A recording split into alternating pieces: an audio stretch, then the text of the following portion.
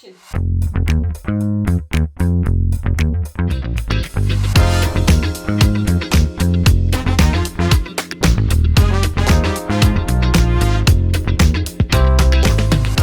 नमस्कार दोस्तों, किस्से का हिस्सा सीजन 5 में आपका एक बार फिर से स्वागत है। आप और हम जब भी किसी पब या रेस्टोरेंट में जाते हैं तो ऑर्डर करने से पहले मेन्यू कार्ड जरूर देखते हैं। इसके पीछे दो वजह है। एक, आप क्या ऑर्डर करने वाले हैं पूरी ऑप्शन देख के वो चॉइस करने का मौका मिलता है, और दूसरा, प्राइस लिस्ट देखकर यह भी मालूम पड़ता है कि बजट के अनुसार क्या ऑर्डर करना है। सोहेल ऐसा नहीं करते। सोहेल जब भी किसी पब और बार में जाते हैं तो ऑर्डर करने से पहले दो चीजों का खास ख्याल रखते हैं। एक, कि वो किसके साथ पब या कैफे में गए हैं, और दूसरी बात ये कि वहां का माहौल कैसा है। एक बात और, वो ये भी देखते हैं कि उस पब या बार में रेस्ट रूम किस तरफ है। आज का ये किस्सा सोहेल का किस्सा है और इस किस्से का नाम है ब्लू लेबल। तो चलिए सुनिए ये किस्सा और बनिए किस्से का हिस्सा।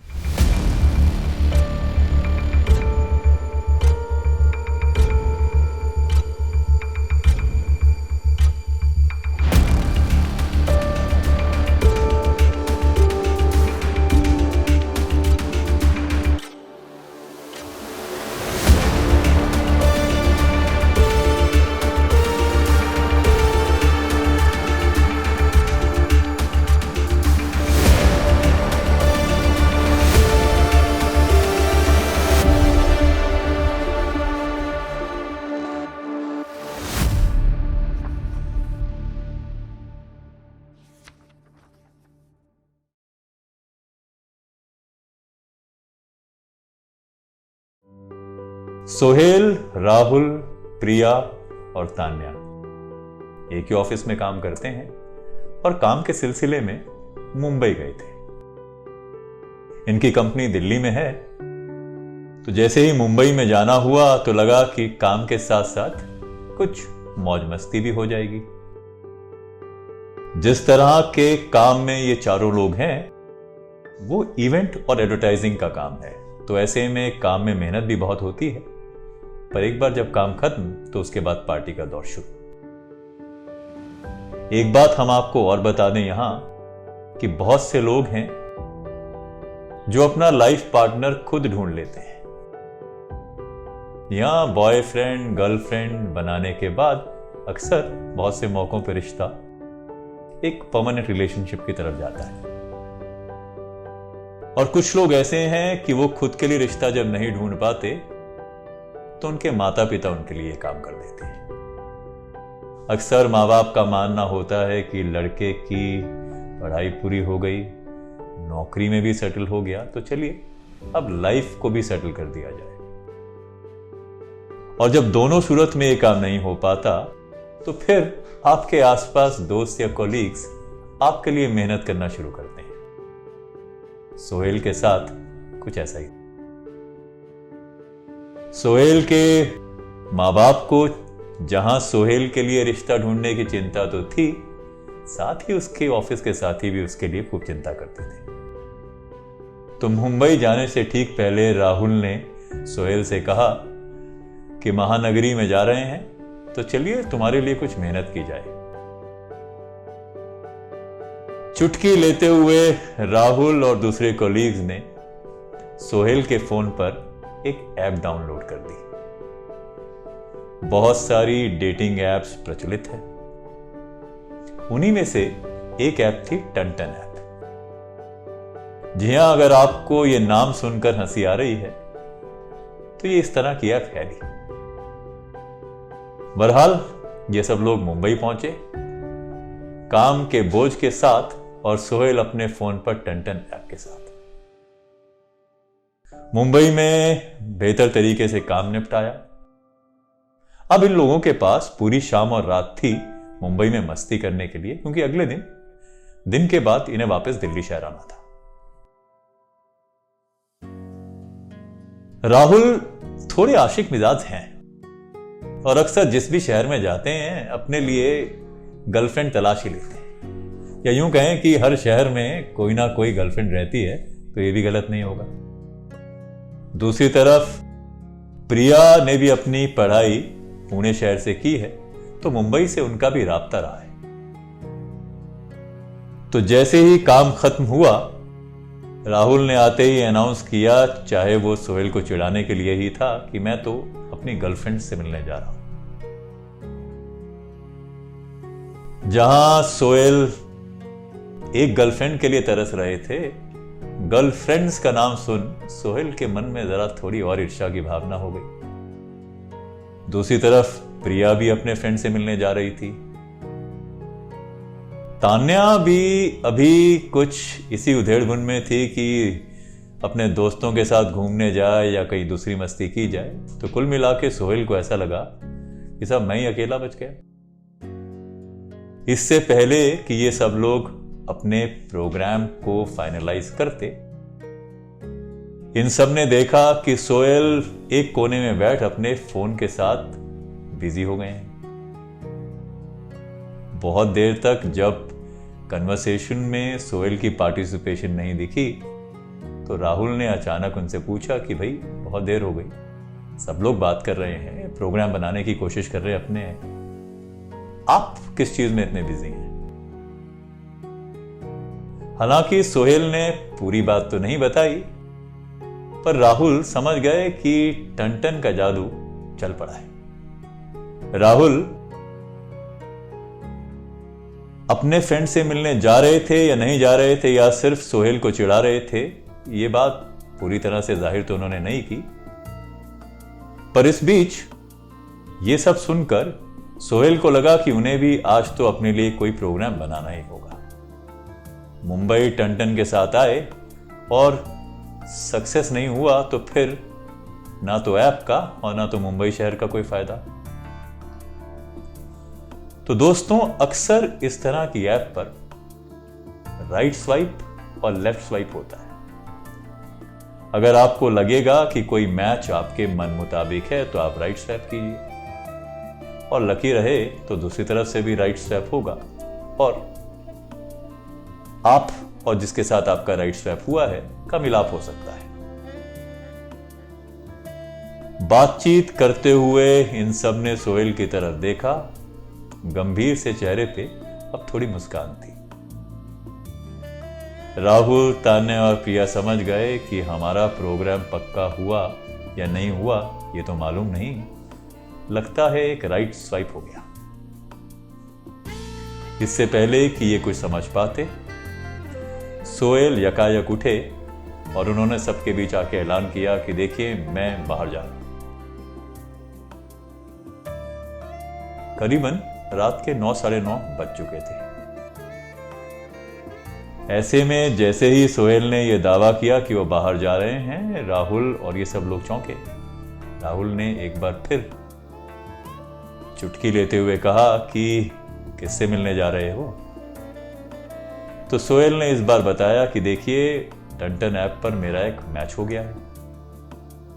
मैच होने के बाद कुछ देर तक तो हमने उसी ऐप पर बातचीत की, और उसके बाद लड़की ने अपना व्हाट्सएप नंबर शेयर किया, और अब काफी देर से हम एक दूसरे से व्हाट्सएप पर ही बात कर रहे हैं। तो राहुल ने फिर उनसे पूछा कि अच्छा, ये सब तो ठीक है, आप जा कहां रहे हैं और किस लड़की से मिलने जा रहे हैं? सोहेल ने उन्हें झट से अपनी ऐप दिखाते हुए कहा कि वर्तिका है, प्रोफाइल अच्छा है, और इस लड़की ने मुझे अंधेरी ईस्ट में एक रेस्टो या पब या बार में बुलाया है। राहुल, चूंकि उन्हें सोहेल की चिंता थी, तो उन्होंने अपने पूरे एक्सपीरियंस को आगे लाते हुए सोहेल से कहा कि आप जा तो रहे हैं, पर मैं आपको ये बताना चाहता हूं कि पहले ही डेट में लड़की ने आपको एक पब में बुलाया है। आमतौर पर जब मैं भी डेट करता हूँ किसी लड़की को तो शुरुआती दौर में हम कॉफ़ी शॉप्स में मिला करते हैं या किसी मॉल में मिलते हैं। ऐसे में लड़की और मेरे दोनों के लिए ठीक रहता है। पर लगता है आपकी वर्तिका कुछ ज़्यादा ही तेज़ है। पहली मुलाकात में ही आपको बार में बुला लिया है। सोहेल ने कहा कि राहुल, तुम्हारी बातें तुम तक, मुझे मालूम है कि वर्तिका बहुत अच्छी लड़की है, सब कुछ ठीक होगा। और आजकल पब और बार में मिलना भी कॉमन सी बात है, इसमें इतनी बड़ी बात कौन सी है। फिर भी राहुल ने सोहेल को हिदायत दी कि आप जा तो रहे हैं, वहां पहुंचते ही सबसे पहले आप अपनी लोकेशन शेयर करें। प्रिया और तान्या ने भी इस बात में हामी भरी और कहा कि ये सेफ है, और जहां लड़कियों को भी अपनी लोकेशन शेयर करने के लिए कहा जाता है तो बात लड़कों पर भी लागू होती है। तो सोहेल अपना बोरिया बिस्तरा उठा अलंकार की तरफ जाने को तैयार हो गए। इस बीच प्रिया भी अपने दोस्तों से मिलने बाहर निकल गई। राहुल और तान्या अभी होटल में ही थे। इनको अपना प्लान अभी फाइनलाइज करना था। अब कहानी सोहेल के साथ शुरू होती है। सोहेल अलंकार के बाहर पहुंचे। इस बीच रास्ते में जाते हुए भी लगातार वर्तिका से बातचीत हो रही थी। तो जैसे ही अलंकार के गेट पर पहुंचे, थोड़ी देर में वर्तिका भी वहां आ गई। और जैसा कि ऐप और कन्वर्सेशन से जाहिर था, तो वर्तिका लगभग जैसा ऐप पर दिख रही थी वैसे ही दिख रही थी। पूरे कॉन्फिडेंस के साथ वर्तिका सोहेल को ले अलंकार के अंदर चली गई। जब भी आप किसी नए पब या बार या रेस्टोरेंट में जाते हैं तो आप उत्सुकतावश सब तरफ देखते भी हैं। नई जगह होती है तो वहां का माहौल कैसा है ये देखना जरूरी हो जाता है। हालांकि वर्तिका पूरी तरह से कॉन्फिडेंट थी, पर फिर भी सोहेल ने अपनी चारों तरफ नजर घुमाकर देखा। ये एक आम पब की तरह था। डांस फ्लोर भी था, बहुत सारे टेबल्स पर लोग बैठे थे, एक तरफ बार थी। पर कुल मिलाकर जैसा कि आमतौर पर पब या बार में होता है, चारों तरफ एक अंधेरा सा था। एक हल्की नीली रोशनी थी, पर कुल मिलाकर इस तरह के पब में आप देखेंगे अक्सर काफी अंधेरा रहता है ताकि प्रिवेसी मेंटेन हो सके लोगों की। एक अच्छा सा टेबल देख वर्तिका और सोहेल वहां जाकर बैठ गए। इससे पहले कि बातचीत का दौर शुरू हो पाता, राहुल की बात को याद रखते हुए सोहेल ने फोन निकाल अपनी लोकेशन शेयर की। इस बीच शायद राहुल और सोहेल के बीच कुछ वार्तालाप भी हुआ, मैसेजेस का आदान प्रदान भी हुआ। यह सब वर्तिका एक कोने से देख रही थी। न जाने वर्तिका को सोहेल को अपने फोन पर मैसेजेस का आदान प्रदान करते देखते हुए क्या लगा कि वह यकायक टेबल से उठी और सोहेल को यह बोल कि एक फोन आया है, अलंकार पब से बाहर निकल गई। सोहेल को भी लगा ठीक है, फोन आया होगा और अंदर क्योंकि म्यूजिक भी है, शोर ज्यादा है, तो शायद बाहर जा वो आराम से बात करना चाह रही है। सोहेल वर्तिका का इंतजार करते रहे। 5 मिनट से 10 मिनट हुआ, 10 मिनट से जब 15 मिनट हो गए तो सोहेल को लगा कि सब कुछ ठीक नहीं है। इससे पहले कि वो बाहर जा देख पाते, अचानक उन्हें वर्तिका का फोन आया और वर्तिका ने सोहेल से कहा कि देखिए, मुझे घर से फोन आ गया है, इसलिए मुझे जाना पड़ा। टन टन का प्यार 15 मिनट में दूर हो गया।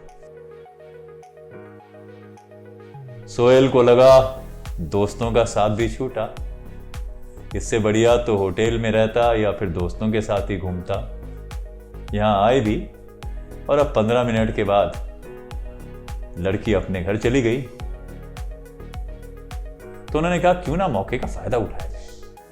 तो उन्होंने झट से राहुल को फोन करके कहा कि यह जगह अच्छी है, वर्तिका को तो किसी काम से जाना पड़ा, अब ऐसा कीजिए कि तुम तान्या को ले यहीं आ जाओ, हमें पार्टी ही करनी है, और अगर आप अपने दोस्तों के साथ पार्टी नहीं कर रहे हैं तो चलिए यहीं पे आज मौज मस्ती मनाते हैं।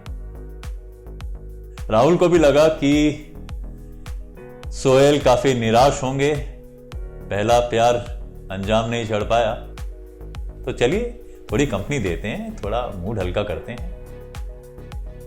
तो राहुल और तान्या झट से अपने होटल से ऑटो टैक्सी पकड़ अब अलंकार की तरफ चल पड़े। इस बीच राहुल ने एक आखिरी मौका तलाशते हुए सोहेल से कहा कि तुम वर्तिका का नंबर एक बार मुझसे शेयर करो, मैं अपनी आइडेंटिटी को डिस्क्लोज किए बिना उससे बात करने की कोशिश करता हूं, देखता हूं किस तरह की लड़की है। सोहेल ने मनमार नंबर राहुल को दे दिया। राहुल ने वर्तिका से बात करने की कोशिश की, 2-4 मैसेजेस का तो जवाब वर्तिका ने दिया, पर उसके बाद एक गेट लॉस्ट टाइप का मैसेज भेज कन्वर्सेशन बंद कर दी। सोहेल अलंकार से बाहर निकल गेट पर ही अब इन दोनों का इंतजार कर रहे थे। इससे पहले कि ये लोग वहां आते, वर्तिका का फोन एक बार फिर आया और वर्तिका ने सोहेल से पूछा कि तुम क्या कर रहे हो, तो उन्होंने कहा कि मैंने अपने दोस्तों को यहीं बुला लिया है। इस पर वर्तिका ने कहा कि अगर तुम्हें अपने दोस्तों को ही बुलाना था तो तुम मुझसे मिलने क्यों आए। इस पर सोहेल ने एक्सप्लेन किया कि देखिए हम सब कॉलीग्स हैं, फ्रेंड्स हैं, और अब तुम जब चली ही गई तो मुझे लगा कि मैं अपने फ्रेंड्स को बुलाऊं, शाम या रात को खराब क्यों किया जाए। हैरत की बात यह थी कि यह सब सुनने के बाद और अभी जब यह बातचीत चल ही रही थी तब तक राहुल और तान्या अलंकार पहुंच गए। जैसा कि मैंने कहा, जब तक ये बात चल रही थी ये लोग वहां पहुंच गए और इनके पहुंचते ही अचानक वर्तिका भी वहां आ गई। सोहेल वर्तिका को देख खुश भी था और थोड़ा हैरान भी। वर्तिका ने कहा कि देखिए मेरी बहन ने मुझे बुलाया था किसी काम से, अब वो काम हो नहीं सकता तो मुझे लगा कि मैंने तुम्हें बुलाया है तो चलिए साथ मिलके पार्टी करते हैं। इस तरह के पर्स में स्टैग एंट्री कई बार अलाउड नहीं होती, पर चूंकि आज ये 4 लोग थे, सोहेल के साथ वर्तिका और तान्या और राहुल तो साथ आए ही थे। चारों लोग अलंकार के अंदर एक बार फिर एंटर हुए। एक बार फिर पूरे कॉन्फिडेंस के साथ वर्तिका इन्हें लेकर एक कॉर्नर में जा पहुंची और चारों लोग वहां बैठ गए। ऐसा प्रतीत हो रहा था कि जैसे वर्तिका उस जगह को भली भांति जानती है। राहुल ने भी चारों तरफ नजर दौड़ाई और उन्हें भी लगा कि एक आम पब की तरह है, तो ऐसी कोई अलग सी बात नहीं है, डरने की भी कोई बात नहीं है, तो हम लोग यहां पार्टी कर सकते हैं। इनके बैठते ही वर्तिका ने इनसे पूछा कि कुछ ऑर्डर किया जाए। इससे पहले कि ये लोग मेन्यू कार्ड देख पाते या कुछ समझ पाते, वर्तिका ने झट से कहा कि मैं तो ब्लू लेबल ऑर्डर करूंगी। जो लोग एल्को बेवरेज को पहचानते या जानते हैं उन्हें मालूम है कि ब्लू लेबल सस्ती ड्रिंक नहीं है। राहुल ने जैसे ही मेन्यू कार्ड को देखा और मेन्यू कार्ड पर ब्लू लेबल के प्राइस को देखा, झट से उसने सोहेल को मैसेज किया कि देखिए ब्लू लेबल ऑर्डर मत करना। सोहेल वर्तिका की बात को टालता भी तो कैसे। टन का प्यार और वर्तिका का वहां होना राहुल की बात को सिरे से नकारते हुए ब्लू लेबल ऑर्डर हो गई। ना सिर्फ वर्तिका के लिए ब्लू लेबल ऑर्डर हुआ, सोहेल के लिए भी ब्लू लेबल ही ऑर्डर हुई। तान्या ने झट से स्थिति को संभालते हुए अपने लिए एक रेड बुल ऑर्डर किया। अकस्मात अचानक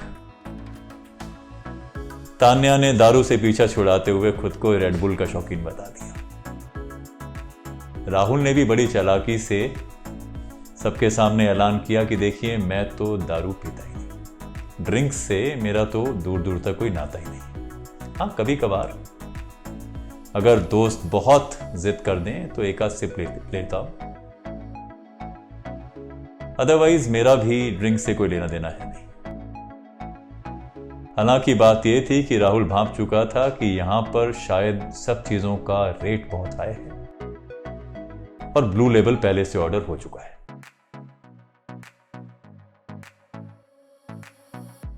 झट से राहुल ने एक मैसेज और किया सोहेल को कि अब जो भी ऑर्डर हुआ हुआ, लेकिन अब बिल डच होगा, सब लोग अपने अपने ऑर्डर के लिए पैसा देंगे। इसलिए भी जरूरी था कि वर्तिका एक सिरे से न सिर्फ ब्लू लेबल बल्कि बहुत सारी चीजें और ऑर्डर करती जा रही। बहुत से मौकों पे जब आप पब और बार या रेस्टोरेंट में जाते हैं तो ऑर्डर करने के 20, 25, 30 मिनट बाद ही आपका ऑर्डर आता है। ड्रिंक्स हालांकि थोड़ी जल्दी आ जाती है,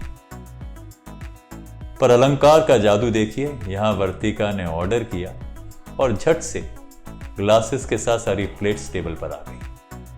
ना सिर्फ ब्लू लेबल और रेड बुल बल्कि खाने की भी बहुत सारी वो चीजें जिनका शायद ना तो मेन्यू कार्ड में कोई जिक्र था, ना इन लोगों ने ऑर्डर किया। वर्तिका ने कब और कैसे ये चीजें ऑर्डर की, इन्हें मालूम ही नहीं पड़ा। जैसे ही टेबल पर ऑर्डर आया, वर्तिका ने झट से अपना ग्लास उठाया और एक बार में ब्लू लेबल खत्म कर दिया और फिर रिपीट ऑर्डर भी कर दिया। वर्तिका को यह सब करते देख राहुल खड़ा हुआ और उसने कहा कि जरा मैं ये अलंकार को पूरी अच्छी तरह देख कर आता हूं।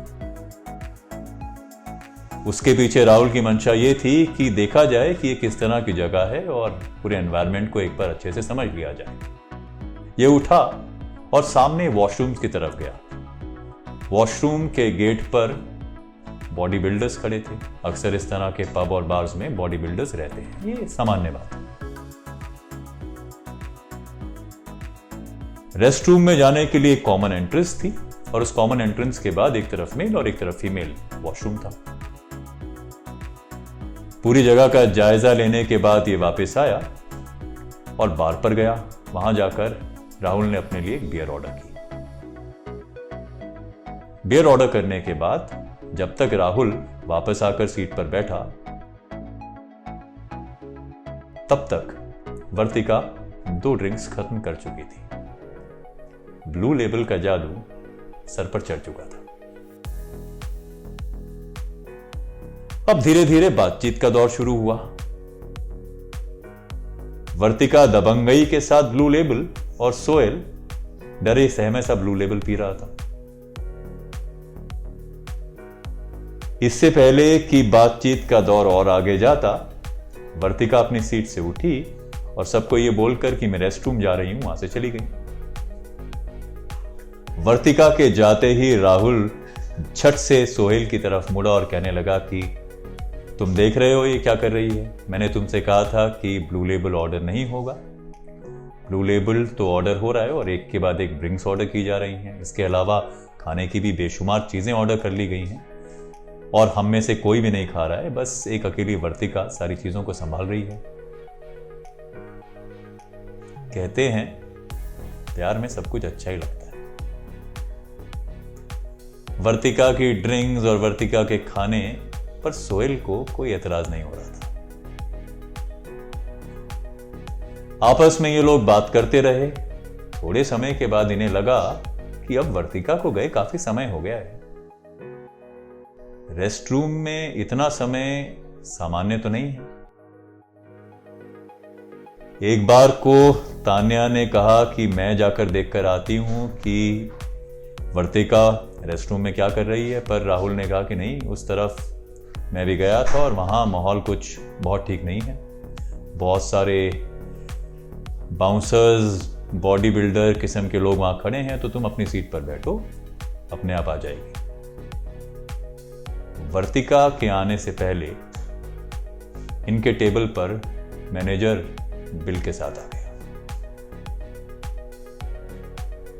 खाने के बाद बिल का आना सामान्य बात है। असामान्य बात यह है कि बिल आप मंगवाते हैं। बिल अपने आप नहीं आता। यहां पे बिल अपने आप आया और एक नजर बिल पर डालते ही इन तीनों के पैरों के नीचे से जमीन चली गई। 47,850 रुपए का बिल इन्हें घूर रहा था। राहुल ने बिल को उठाकर देखा तो उस बिल में सबसे चमकदार चीज जो दिखाई दे रही थी वो ब्लू लेबल का प्राइस ही था। बहुत से मौकों पर जहां पर माहौल इस तरह का हो कि बहुत सारे बॉडी बिल्डर्स और बाउंसर्स आपको घूर रहे हों, जब आप एक अनजान नए शहर में हों और एक ऐसी जगह पर हों जो आपकी नहीं है, तो बिल का आना और इतने महंगे बिल का आना आपको इंटिमिडेट कर सकता है। हालांकि सोहेल और तान्या एक दूसरे की तरफ अचरज भरी निगाहों से देख रहे थे, राहुल ने इस मौके पर पैंतरा बदल लिया। राहुल झट से खड़ा हुआ और मैनेजर की आंखों में आंखें डालकर राहुल ने कहा, यह बिल तो हम नहीं देंगे। मैनेजर ने उनसे कहा कि देखिए आपका ऑर्डर है और आप बिल नहीं देंगे, ये क्या बात हुई। तो इस पर राहुल ने कहा कि देखिए साहब, मैं भी हरियाणा का गुजर हूं।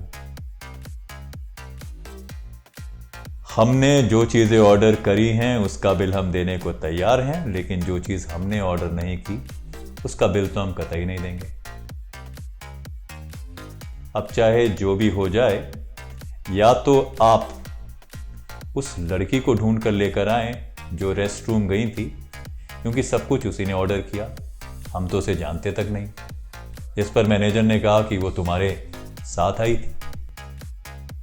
तो इस पर राहुल ने कहा, हमें नहीं मालूम वो हमारे साथ आई थी या आप लोगों की कोई स्कीम थी। अब तो हम उसी का बिल देंगे जो चीजें हमने ऑर्डर की है, या फिर आप उस लड़की को यहां लेकर आए।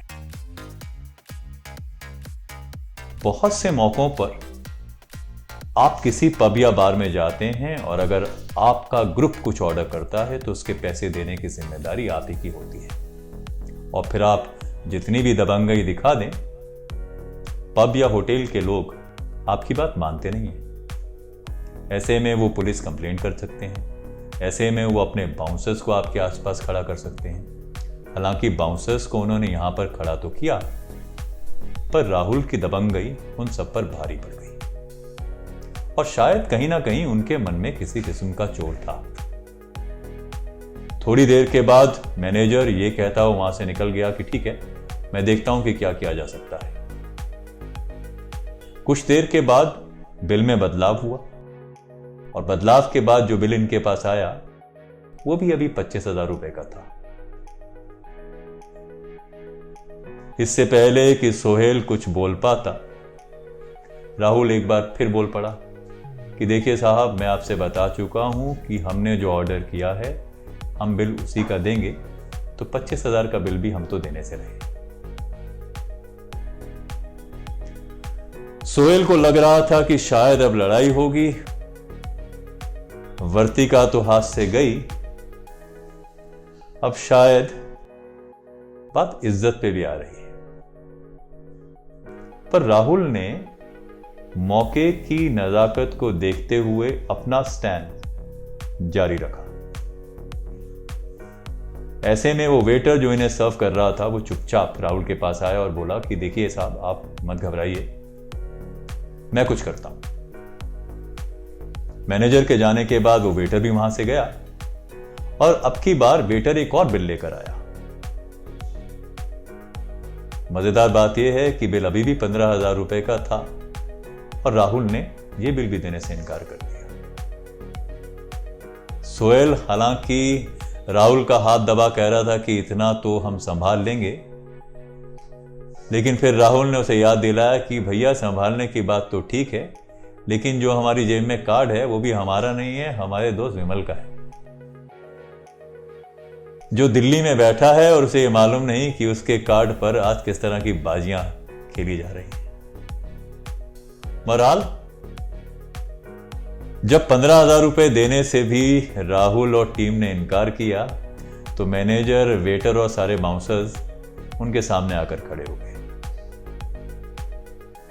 हम, आप और बहुत से लोग ऐसे मौकों पर डर जाएंगे, पर कहीं ना कहीं राहुल को यह लगने लगा था कि देखिए साहब, 2 बार मैंने दबंगई की और 45,000 से 15,000 पे बिल आ गया है, तो ये बढ़िया कदम है।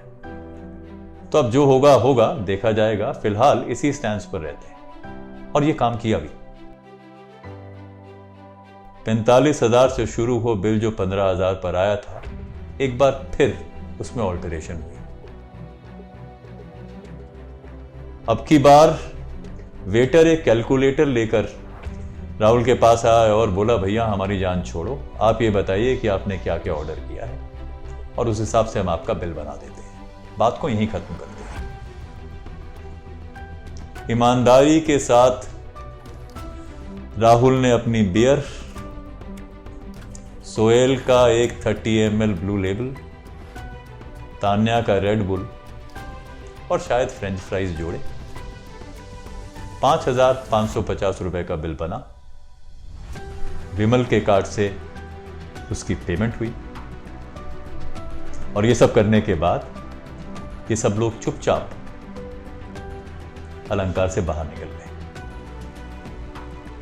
अलंकार से बाहर ये जब निकले तो उस समय करीबन रात के 12:30 या 1 बजे का समय था। बाहर निकलते ही सामने इन्हें एक ऑटो दिखाई दिया। ऑटो पकड़ जब ये अपने होटल के रास्ते में थे, तब जाकर इनकी सांस में सांस आई। इन्हें लगा कि आज दबंगई थोड़ा सा काम कर गई। वापस आते ही सबसे पहले सोहेल ने अपने फोन से टन ऐप को गायब किया। किस्सा यहीं खत्म नहीं होता। ये जब लोग दिल्ली वापस पहुंचे तो अगले दिन ऑफिस में एक कॉलीग ने सोहेल को एक खबर दिखाई। दिलचस्प खबर थी। उस खबर में अलंकार का ब्यौरा था। साथ ही यह भी बताया गया था कि इस तरह ऐप के जरिए भोले भाले लोगों को फंसाया जाता है और कोई भी महिला मित्रता का झांसा दे उन्हें इसी क्लब में लेकर आती है और फिर वहां पर ब्लू लेबल को ऑर्डर किया जाता है और फिर एक मोटा बिल आता है और बाउंसर्स की मदद से लोगों को डरा वो पैसा वसूला जाता है। दिलचस्प बात यह भी है कि जिस तरह का बिल दिखाया गया था, कुछ उस तरह का बिल ही उस दिन इन लोगों के पास भी आया था। सोहेल ना तो पढ़ाई के समय ना ही काम के समय किसी को अपना गॉडफादर बना पाए। उन्हें लगता था कि वो सेल्फ मेड आदमी है, पर जब दबंगई की बात होती है तो वो राहुल को अपना गॉडफादर मानने लगे। हाँ, और एक बात और, अब जब भी कोई सोहेल को किसी शादी का प्रस्ताव या किसी ऐप पर खुद को रजिस्टर करने की बात कहते हैं तो उनकी बात सुनते तो हैं पर उस पर अमल नहीं करते। अक्सर सोहेल को अपने साथियों को यह कहते सुना गया है कि राइट स्वाइप बहुत से मौकों पर राइट चॉइस नहीं होता। तो दोस्तों, ये था किस्सा ब्लू लेबल। कैसा लगा आपको ये किस्सा? जरूर बताइए और यूं ही सुनते रहिए किस्से का हिस्सा। नमस्कार।